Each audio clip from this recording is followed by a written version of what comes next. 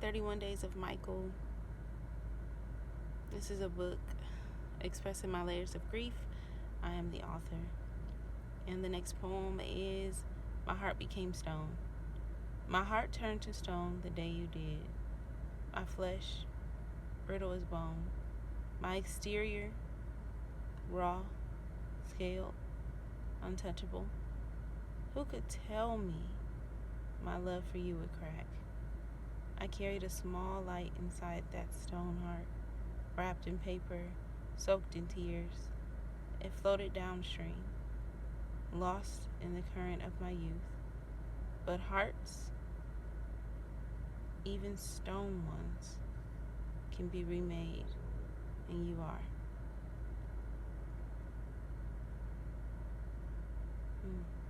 And you are. So, My Heart Became Stone is talking about the day of my brother's funeral. I gave him a kiss, and I looked at him, and he was like concrete, y'all. Like, if you have not been to a funeral and you've not touched a deceased person after they have been finished, if that's a good word or not, but as a child, he just felt cold and hard, and that was the concrete anchoring feeling of like, he's not him. My flesh, brittle as bone. My exterior, raw, scaled, untouchable. It had got to a point where probably the day before the funeral and the workups of the funeral felt, I have a very sensitive heart. How about that? And I can see the house, and I can see it now, and I just remember feeling like, talk about it, but don't talk about it, and don't talk about it to me. And it wasn't even in a mean way. It was just like I needed space from it, because I could not even process it. I was so frozen. Who could tell me my love for you would crack? I just thought that I'd always have like that dependable forever, like, don't worry about me, I will always love you. And yes, I love you, but yet, even in that, it was like I didn't love this process, and I did not love or like or want what happened as far as his disease, the progression of that disease, and then his death. And I wanted to cut it out of our lives, get it away from us, and I could not. And so it just felt like I was betraying that forever kind of love. And I was just thinking about, who could tell me that I don't love you?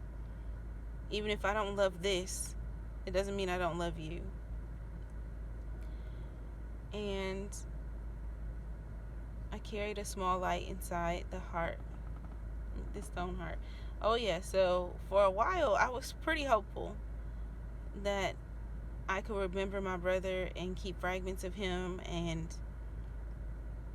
he would show up and I could see him in other people. I kept thinking like, he's alive because this person likes this and he likes this, and he sounded like that, so that person sounded like that. And even up until an adult, I still kind of felt like there has to be something like that love. There has to be.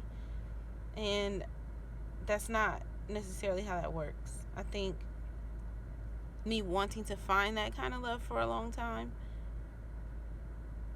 was naive. Because even my other brothers don't. And we're talking about, him being a child. Of course, he didn't become a teenager.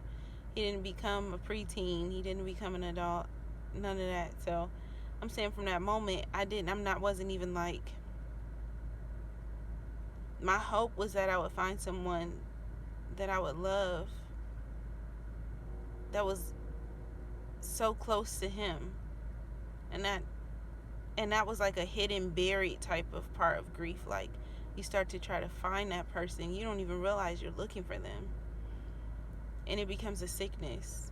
And you can deem it good or bad, but for me, when you're not aware of it and you're way too young, it's not good. It's not good. And so, wrapped in paper, I used to journal. I journaled for a while, and then it became kind of sporadic, and then I stopped because I felt like if I was write these things down, then I had to believe that they were true. But if I don't write them down, I don't have to believe that they were true. I think journaling is definitely a great process for younger survivors, younger family members, siblings that are still there after their brother passes or sister passes.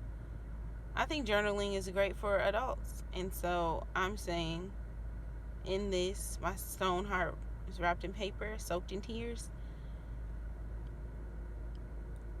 I was so froze, I couldn't go to the tears. And so I kept thinking, you know, this whole process is like cry me a river, you know. And it floated downstream, lost in the current of my youth. That emotional pull that you think you should have when you're a kid, that ability as a girl to respond to things emotionally and be able to cry and break down and use my intuition and my feelings to process things, shut down. And I am an adult now, and I'm not even 100% there where I can tap in. Like, I know my emotions. However, being able to be succumbed by my emotions is what drew me to that and allowed me to write it. Because I wish, no, I don't wish. What I'd say is, I think as adults, and now that I am one, I just make sure that if I would ever see this again and there's young people involved, to create a space where they can just let their walls down and be consistent with that process. Because they may not cry the first, second, third, or fourth day. And I remember in this memory, after Mike dies, me and Q goes to like this place where other kids are like playing basketball, and I don't know, it's kind of like the Y, but it wasn't the Y. And I think, for my mind's eye, the lady's like a counselor or something, but we got to play games, and they asked us very brief questions. It was like, how are you feeling? What's going on? And I was just thinking, like, what is going on? Like, why is this person talking to me about my brother? Like, she don't even know him. Like, what's up? And in those moments, it just made me shut down all the time, not get better. But hearts, even stone ones, can be remade, and you are. So, of course, my brother is not here physically anymore. However, like I said, with the light in my heart, that was my hope.